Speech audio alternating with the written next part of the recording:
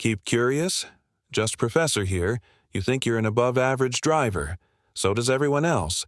You think you're smarter than most people. So does everyone else. You think you can predict how things will turn out. You're probably wrong. Your brain is lying to you about how good you are at almost everything, and these lies are costing you. Your confidence in your own abilities is higher than it should be. You overestimate how much you know. You overestimate how well you perform. You overestimate your chances of success. This isn't just you being optimistic.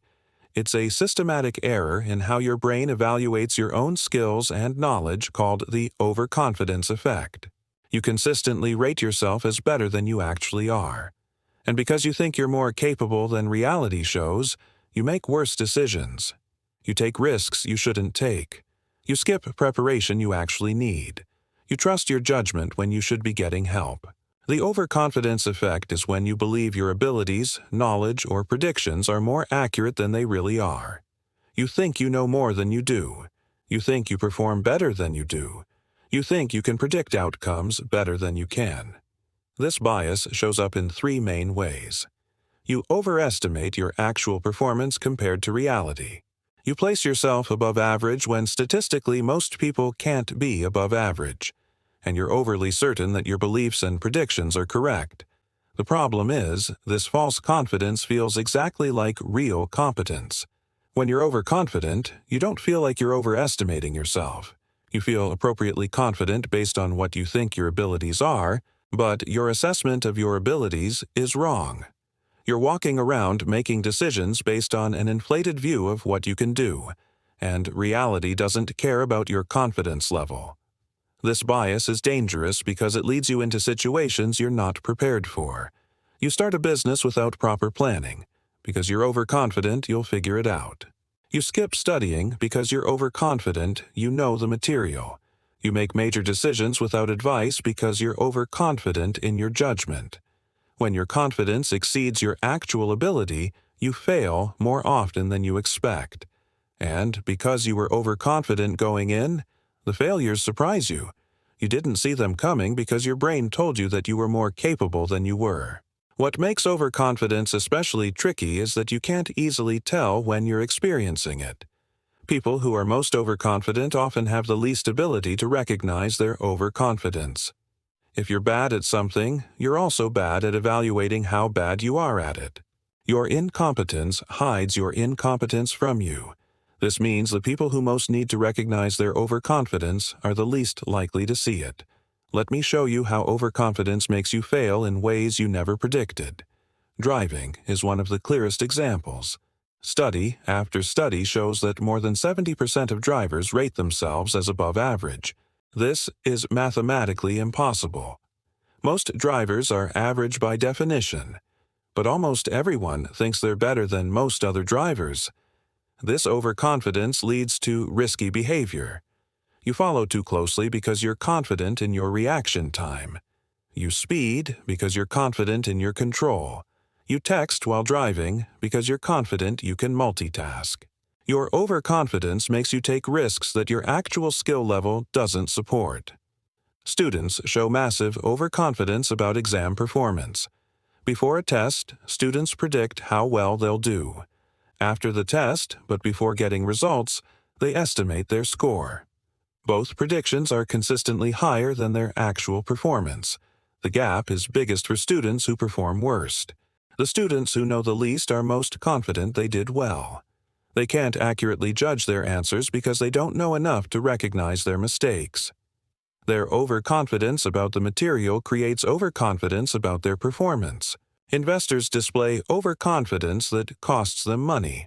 Individual investors trade too frequently because they're overconfident they can pick winning stocks and time the market.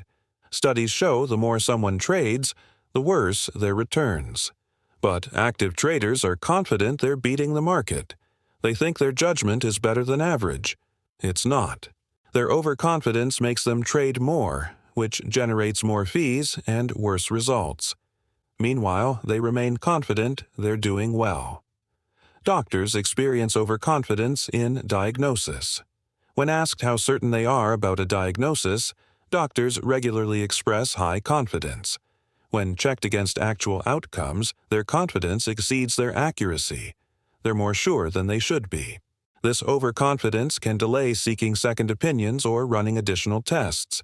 The doctor feels confident, so they don't double-check. Sometimes they're right, sometimes they're wrong, but their confidence level doesn't match their accuracy level. Entrepreneurs show extreme overconfidence when starting businesses. Most new businesses fail within a few years. Every entrepreneur starting a business knows this statistic, but each one believes they'll be different. They're confident their idea is better, their execution will be superior, their timing is right. This confidence is necessary to take the risk of starting a business. But it's often overconfidence. Most of them will fail, just like the statistics predict. Their confidence in being the exception doesn't make them the exception. Project planning always involves overconfidence. You estimate how long something will take. You're almost always wrong in the direction of underestimating. You think you can finish in a week. It takes 3 weeks. You think a project will cost $10,000. It costs $30,000. This happens because you're overconfident about your ability to predict the future and control variables. You underestimate how many things can go wrong because you're overconfident things will go smoothly. Relationships involve overconfidence about your partner's feelings and your compatibility. When couples get married, most are highly confident the marriage will last. About half of marriages end in divorce. The couples who end up divorcing were just as confident as the ones who stay together. Overconfidence about the relationship's strength makes people less likely to work on problems early. They're confident it will work out. When it doesn't, they're shocked. Eyewitnesses display dangerous overconfidence. Someone witnesses a crime. Later, they identify a suspect. When asked how confident they are in their identification, many express absolute certainty. But eyewitness identifications are often wrong. Confidence and accuracy don't correlate strongly in eyewitness testimony. Someone can be completely confident and completely wrong. Their overconfidence in their memory leads to false convictions. Professional predictions show overconfidence clearly. Experts make predictions about their field. Political analysts predict elections. Economic forecasters predict market movements. Technology experts predict which innovations will succeed. These experts are confident in their predictions. When checked later, their accuracy is barely better than random chance, but their confidence remains high. They were overconfident about their predictive abilities. So, how do you fight overconfidence when your brain naturally inflates your view of your own abilities? How do you get accurate about what you can actually do? First, assume you're overconfident about most things. This sounds negative, but it's realistic. Research shows overconfidence is the norm, not the exception. If you default to thinking you might be overestimating yourself, you'll be right more often than wrong. Second, seek objective feedback about your performance. Your internal assessment is biased toward overconfidence. External measures like test scores, performance reviews, or competition results give you reality checks. They show you what you can actually do rather than what you think you can do. Third, track your predictions and check them later. When you're confident something will happen, write it down with your confidence level. Later, see if you were right. Most people discover their confidence exceeded their accuracy. This practice calibrates your confidence to match reality better. Fourth, prepare more than you think you need. Your overconfidence makes you think you can wing it or that you know enough already. Double your estimated preparation time. Study more than feels necessary. Get more advice than you think you need. Your overconfidence is making you underestimate what's required. Fifth, when you feel very confident, get a second opinion. High confidence is often a warning sign of overconfidence. If you're absolutely sure you're right, that's when you're most likely to be wrong. Use your feeling of certainty as a trigger to seek outside perspective. Sixth, look for evidence you're wrong, not just evidence you're right. Overconfident people seek confirmation of their beliefs. They find what they expect to find. Actively search for information that suggests you're not as good as you think. This counteracts your bias. 7th, remember that feeling confident doesn't make you competent. Confidence is a feeling. Competence is a skill level. They're not the same thing. You can feel confident while being incompetent. You can be competent while feeling uncertain. Don't use your confidence level as proof of your ability level. The overconfidence effect means you systematically overestimate your abilities, knowledge, and predictions.